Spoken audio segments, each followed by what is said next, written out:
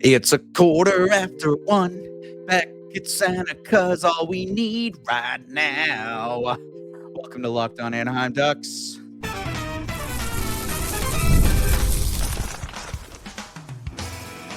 You're Locked On Ducks, your daily podcast on the Anaheim Ducks, part of the Locked On Podcast Network, your team every day.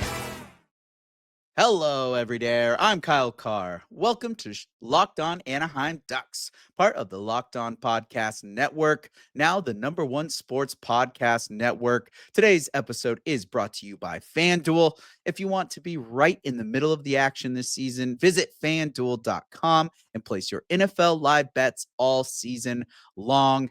If you're a new listener, I'm a longtime Anaheim Ducks fan. I've spent multiple years covering collegiate sports, including college hockey. But here on Locked On Anaheim Ducks, all we're talking about is the NHL Ducks. And my goodness, they have given us some stuff to talk about today. If you're wondering what was up with my intro, you can blame Anaheim Ducks memes. Every time the Ducks win, he posts a meme, and it's that song, "It's a quarter after one. I'm all alone and I need you now," with this guy like dancing and stuff. And it's literally stuck in my head. Every time there's a Ducks win, I know it's going to be there. So thanks, memes. You've got me going. What a crazy, crazy night that we have witnessed today. Lots of stuff to get into. Kind of a league-wide story. The officiating these days, not so much the best. So we're going to get into the officiating struggles that have been occurring across the league later in the show. And we got to talk about Ville Husso and him standing on his head as well. But first, let's really get into Beckett Sennecke. I know we just talked about him yesterday, and I've been talking about him the last couple of days, but he keeps giving me stuff to talk to you about, and he keeps giving me stories. It's crazy. Today, the Tuesday, the Anaheim Ducks out in Pittsburgh, Pennsylvania, taking on the Pittsburgh Penguins, and what I thought was going to be a unfortunate loss for the Ducks turns into a shootout victory for Anaheim, and it all comes down to a wonderful play by Beckett Sennecke. This kid, I swear, he just continues to impress and impress and impress and impress. He was working hard all game, trying to get something going. He did get the first point, or he got an assist on the first goal that got the Ducks their first goal of the game, and kept working hard, and he kept working hard. And then finally, with 0.1 seconds left in the game, with the Penguins up 3-2, Beckett Sennecke muscles his way through. Like, that was the what led up to the goal was just pure determination and hustle and heart by Beckett Sennecke. He gets it on the rush. There's I think 4 or 5 seconds at the time that he gets the puck. As he's rushing up, he battles through 3 guys, gets the puck poked off his stick, continues to battle through. He lifts a stick. He keeps moving it forward, keeps going, pushes it, battles through, just lifting sticks, doing everything he can. Last second, puts a shot towards the net. And as it's bouncing around, Erik Karlsson punches it basically right into the Penguins' goal, and it goes in at 0.1 seconds. They had to slow it down and do the whole clock thing on the television, and you're watching as it hits the 1 second, and then it's like 9, 8, 7, 6, 5, 4, 3, 2, and then it cracks right at the 1. It's in along the white netting. Boom. Tie game. Complete. Okay, I was not expecting that. I even tweeted out on the after the Penguins goal. Crazy call. I'll talk to it more about it later when I'm talking about Ville Husso and then just the officiating around the league and everything that's been going on. But crazy call leads to the Penguins getting a power play goal pretty late in the game. And so I'm like, all right, well, thank you, officials, for handing that one over to Crosby and the Penguins. Like, wonderful. This Here we go again. Like Ducks could have had the at least a point in this, but no. And then sure enough, I was literally like joking in my head. I was watching it with someone that I met tonight, Ryan. He's former veteran as well, Marine Corps veteran, and we're just sitting there chatting about it. But I'm like, well, here it goes. Like that's a bummer, but it would be hilarious if Beckett Sennecke somehow scored right now. And sure enough, boom, gets the rush, goes down, battles through, and it's in the back of the net. Like this kid is insane right now. He is taking over by storm what it means to be a rookie in the NHL. Right now, Beckett Sennecke, first rookie this season to get to 25 points. And you're like, all right, sweet, boom. That's at least one thing. Bang. He's the first rookie to 25 points this year. Cool, we'll take that. Well, come to the goal later in the game. Now, Beckett Sennecke, first rookie to 10 goals. So here he goes, continuing that race. I know I saw someone comment on the earlier episode saying, well, I need to see Beckett Sennecke score at least 20 points more than Matthew Schaefer to get the Calder this year. That's absurd. Like 20 more points just because of a name recognition, because Schaefer's got this personality, whatever he's taking over. But if you're the best rookie and you are getting the most points and you're scoring the most and you're creating an impact that's leading all rookies, is that not what the Calder Trophy is for? The best rookie of all of the season? So why does he need 20 plus more points just because he doesn't have the name recognition of Matthew Schaefer? Just because he's not on the New York Islanders and he's on the East Coast bias of things? No. Yes, Anaheim's a smaller market. Yes, New York Islanders are a bigger market, and I guess somewhat more known, and they're the name that people are gonna be more, I guess, drawn to. But if you're the best rookie and you are leading all the rookies in scoring, not only in points but in goals as well, and this continues and he stays on this pattern, why would you not give this kid the Calder Trophy for being the best rookie while he's playing the best hockey out of all of the rookies? It's You cannot ask more for this kid. Like he has stepped into a whole new level of play and it keeps increasing every single game.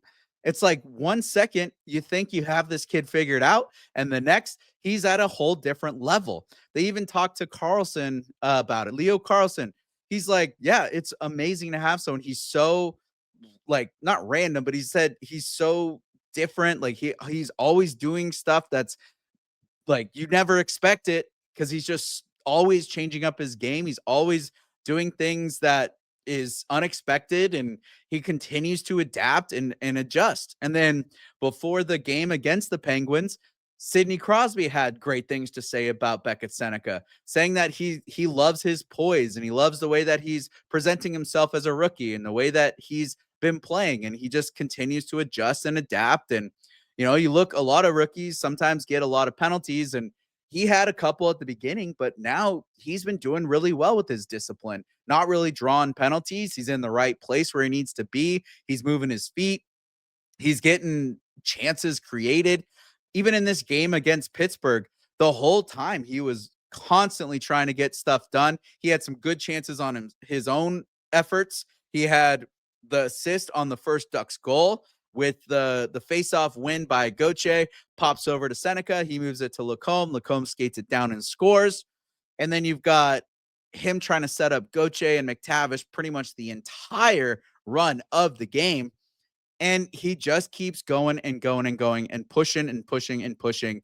And to come away with that 0.1 second goal scored, that has to be at least tied with the latest tying game scored in a game. If not, it's it has to hold that record because you cannot score a goal later than 0.1 seconds. It's either 0.1 seconds or it's zero.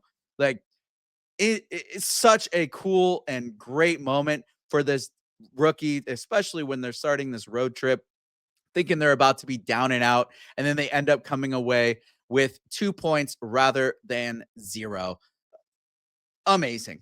Good stuff by Beckett Sennecke. And he wasn't the only one that led this Ducks team to getting away with 2 points. Ville Husso was a huge part of that win, and we'll get into that right after this.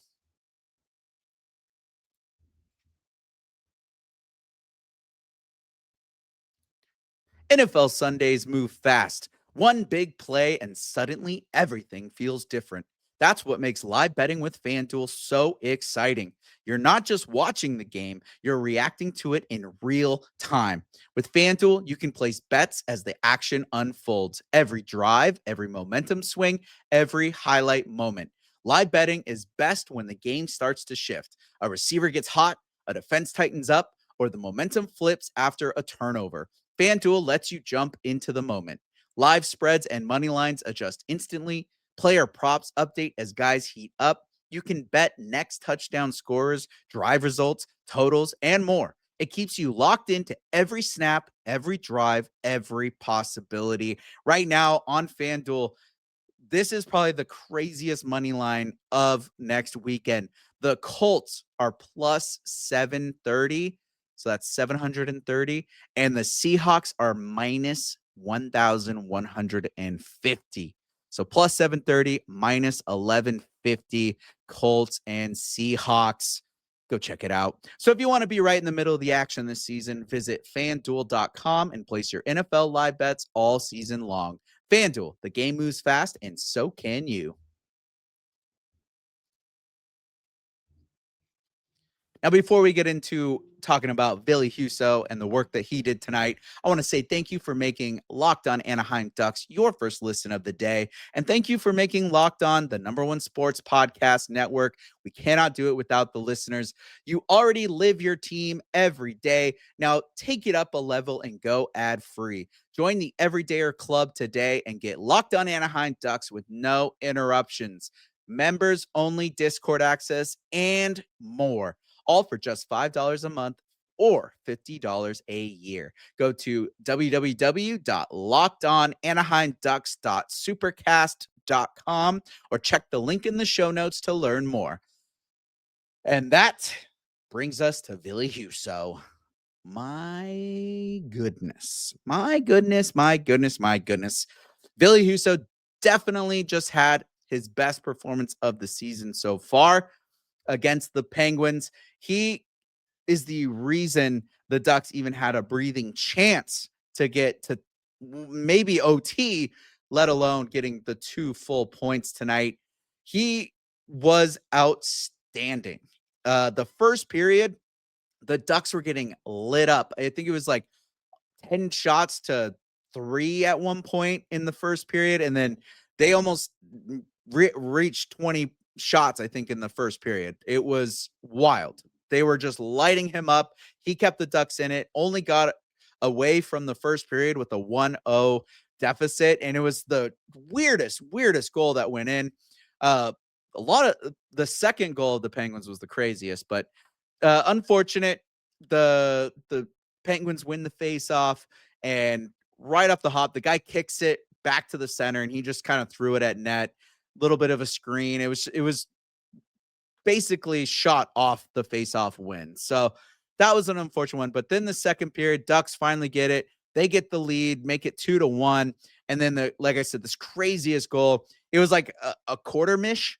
You know, there's the Michigan, and then this was like a quarter mish. It wasn't like a half mish. It wasn't a full mish. It was like a quarter. Like he went to pick it up kind of Michigan style and then just like tossed it into Ville Husso's back, and it bopped right back into the net because he was down low. It looked like Husso thought he had it covered.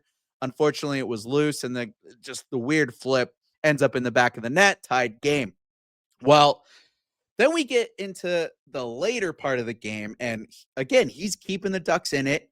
The Ducks, unfortunately, were having an issue with keeping the puck in the O zone for themselves. It was like not quite one and dones for Anaheim, but they would get it into the zone, maybe have a chance on net, maybe 2, and they would have a little board battle. They'd get hemmed up in the boards, kind of trying to battle it loose. And then the Penguins would break it out, immediately get it down to the Ducks defensive zone.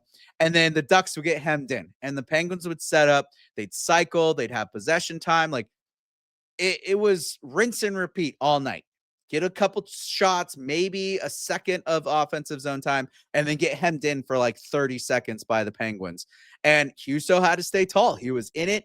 He was working well. There was a lot of transitionals and, going from left to right and having to read crazy rebounds. The puck was bouncing all up in the air and sticks were everywhere. Like this puck would not settle down the entire night. And I don't know if it was just the way that Anaheim was, kind of pressured or they were just feeling the away barn or what, but it felt like that puck would not slow down tonight. I don't know if Pittsburgh just has faster ice, like much colder ice or what was going on, but that puck was insane tonight. It was like it would barely tap the stick and go flying. They wouldn't be able to keep up with it. It was whipping around the boards with like no effort whatsoever. And Houston had to be on top of that when you got that puck moving fast and it's sliding around and it's quick around the boards and any type of little touch, it's bouncing somewhere completely different.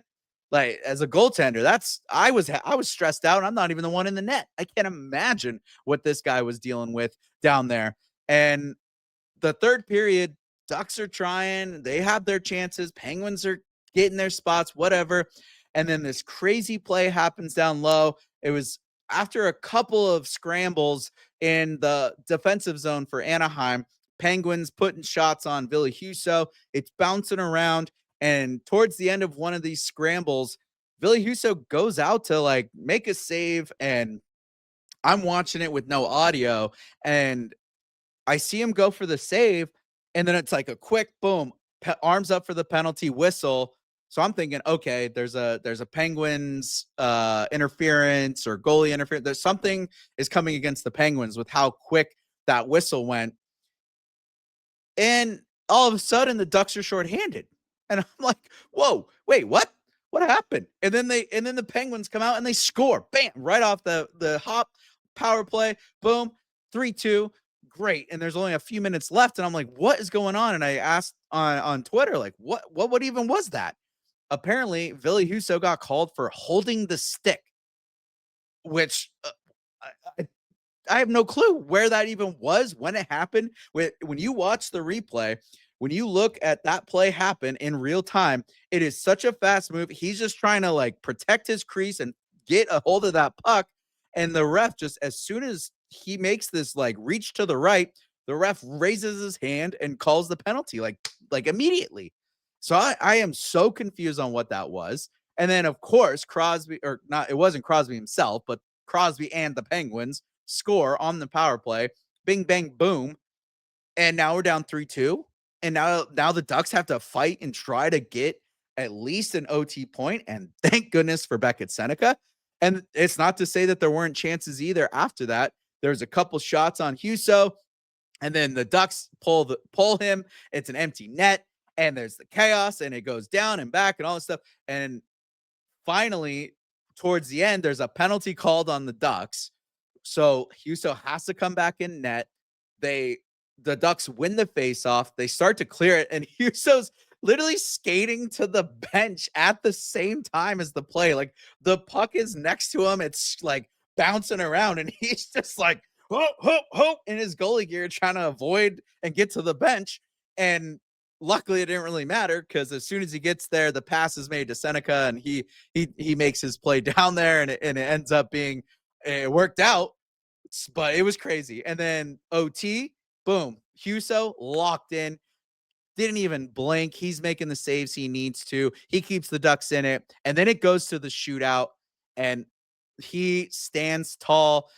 Carlsson is the only goal scorer during the shootout. Husso stands tall, gets them the win, and Anaheim walks away with 2 points. Like, talk about up and down, just anxiety city, stress city. Like, that was just a roller coaster to watch. But I am glad that I came out on the other end of it. Husso, 47 shots against him. and 44 saves with a .936 save percentage. That one's going to go down as one of the best for him this year. Great effort. But I mentioned this crazy call with the officials, and that's not the only crazy call that's been going on. So let's get into officiating right after this.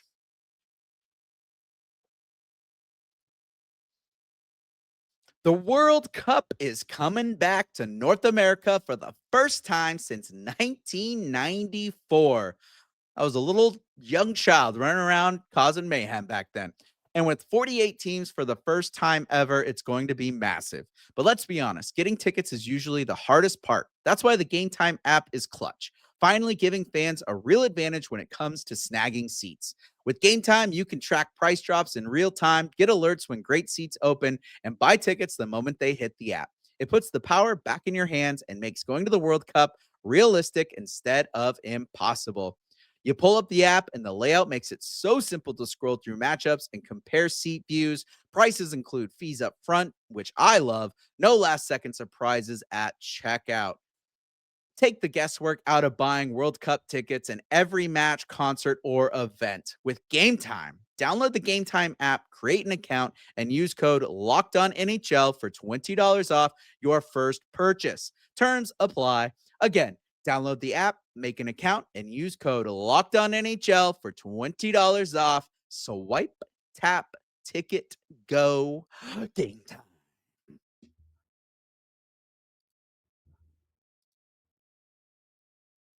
Well, we are back, and it's time to talk about the officiating and what has been going on this year. The NHL's officiating has been quite questionable as of late. That crazy call against Husso with the holding the stick is just one example. I felt like this entire game with the Penguins and the Ducks, there was a lot of events that could have been penalties. They definitely could have gotten, some more power plays. I believe there was only one Ducks power play that game. I'm not looking at the game thing right now, but the the Ducks, I mean, I don't want to say there is an East Coast bias, but it kind of feels like it sometimes, especially when they're playing these large markets like the Penguins, or say they're playing, Boston, or the Canadians, or these teams that have the large markets. It does seem like the whistles kind of go one way and not the other. And it's not just in the Ducks. I don't want to make this just the officials are out to get the Ducks. I want to make this more of just the league in general. And honestly, like, there's been a lot of issues with officiating this entire season and across the entire league. And I I don't know if it's one of those things where maybe it's just recency bias, where you're living in the moment and you think like, man, this is the worst it's been in a while. But and it's not even like the officials on the ice are terrible. There's also, there's human element to when you're in the moment and you're in that rush and things happen. The refs are human. It comes even down to Toronto. Like when it goes to review and they take it over to Toronto and they get on the headsets and they're talking or whatever. I feel like it has been ridiculous this year on some of the stuff that has been reviewed and some of the stuff that has been either called back or not called back. And the consistency when it comes to officiating in Toronto is in the review room or whatever they call that thing. It's been terrible. And it's been so backwards and forwards and left and right. I don't even think the the head coaches or the generals, like the staffs of these teams are even know what the heck is going on. Uh we've had issues with hand pass calls. We've had issues with hits. There's issues with goalie interference on if it is or if it isn't. It's just been so back and forth. There was like the recent issue with the Panthers and the Marchand hand pass or not hand pass because it hits him in the head, and then like a game just before that, almost the exact same play goes down, and the puck's up in the air and it hits a guy and he's just trying to protect himself, hits his hand, goes to the next player's stick. They review it and they pull the goal back. So that set the precedence. And then you got the play with Marchand. They think, okay, well, it got pulled back in the other game, so let's challenge it. They say it's a deflection, not a hand pass. Boom, goal stands.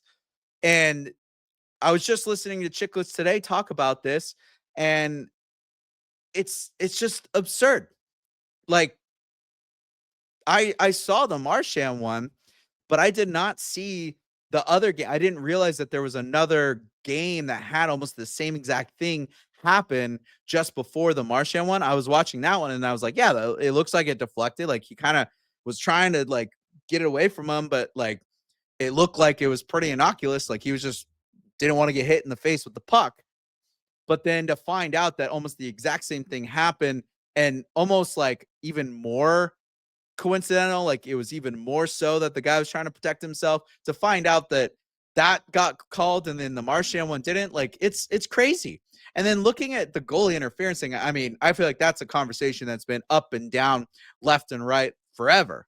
I feel like everyone's been questioning that one. I don't think a single person knows actually what goalie interference is, because if, in a court of law, when you have a trial that goes down and you have the evidence and then the judge makes the ruling, that's setting precedent. So if you have these situations, that equals guilty or not guilty.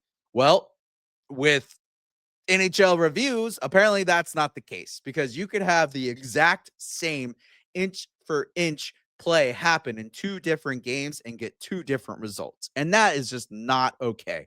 It's gotten absurd. And it begs me to question, is the instant replay review, is it more of a problem than an actual solution? Has it become more of a hindrance to actual hockey and the game being played than it needs to be? Like, should the reviews just be gone? Should we get rid of the reviews? Because it's gotten so nitty gritty. Like, when you can break down a scene frame by frame by frame and look at it that slowly before, like, when it was back in the day, before this review, the eye test is what you get, and you get the human element, you get the error, and it's like, yeah, there were some bad calls that were made, and you know, you have some very controversial moments in history before the review was in place that caused people to lose Stanley Cups or playoff rounds or whatever. But at this point, it's gotten so bad that, you know, you're looking at, I've been having this argument forever when it comes to offsides, but it's like you have a blue line that's about 12 inches wide, and you're telling me that if a player is on this part of the 12 inches versus a centimeter over here, that's offsides.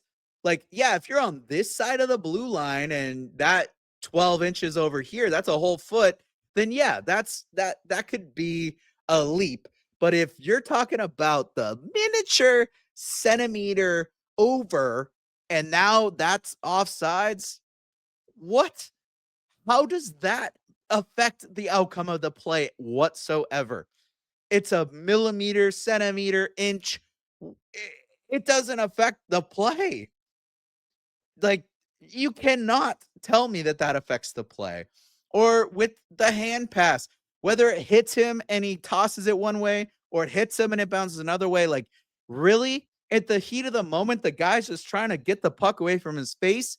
You think he legitimately went into that slow of thinking, like, I'm going to make it look like I'm deflecting it and attempting to pass this hand pass puck over to my teammate? No, it's a split second decision that happens in the heat of the moment. And these replays are getting so out of hand that even on social media, like let's take it back to the Truba hit. You have people breaking that hit down so slowly and trying to nitpick and this and that and oh, it's dirty because of this or it's not clean. It's like in the moment, he sees him coming down. He goes into the lane, lands the hit, does what he's supposed to do as the defenseman. That's his ice. He takes it, the check and clears him out. And it's a clean hit because he hits him shoulder to shoulder. And unfortunately, the injury or the cut happened. But that's hockey, baby. Like, sorry. But now we're just getting so finite with these reviews and this back and forth of what's what. Honestly, like they even talked about it on Chicklets, and I'm like, yeah, get rid of the reviews. Get rid of it. Get rid of them.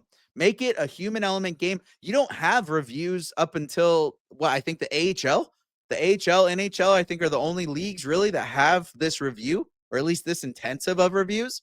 You grow up playing hockey, you don't get a review. When I go to my beer league game on Thursday, I'm not going to get a review. It's you, the ref calls is what the ref calls. Like that, that's what players grow up with, and that's it adds that human element to the game. And it's like you can't you can be mad at the ref or you can have whatever when there's a play that gets missed or whatever, but I feel like that's more understandable than when you're sitting there watching the a pixel on a screen determine if a puck is over the goal line or a puck is offsides or a puck is being tossed a certain way. Like when it just comes down to pixels and frames determining a call in a very high speed game, it's ridiculous. It's just not worth it. So that is my rant for today. But anyways, thanks for tuning in today to Locked On Anaheim Ducks. Tomorrow, gonna get a little preview of the rest of the road trip and just talk about whatever it is that I want to talk about and see what player stands out to me or what. We'll get into some fun stuff. And I just have to ask you, uh, make sure you subscribe and follow Locked On Anaheim Ducks so you get all the latest episodes. And make sure you check us out on X, TikTok, Instagram, Blue Sky. Go say hello, have a chat. We can get into it. You can tell me if I'm crazy about these offsides or the all these reviews, whatever it is. And I just want to say, did Locked On Anaheim Ducks make your Spotify Wrapped? Well, prove it on social media to secure a free month of our brand new Everydayer Club. Just tag our national Locked On Podcast Network account on any social platform and we'll drop you a code. Be one of the first to join the Everydayer Club to get your favorite show ad-free and exclusive access to the members-only Discord channel. For those of you on video, we send you to the first ever 24/7 National Locked On Podcast Network YouTube channel.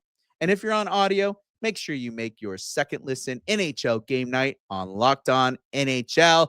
And as always, I'm Kyle Carr. Be good out there.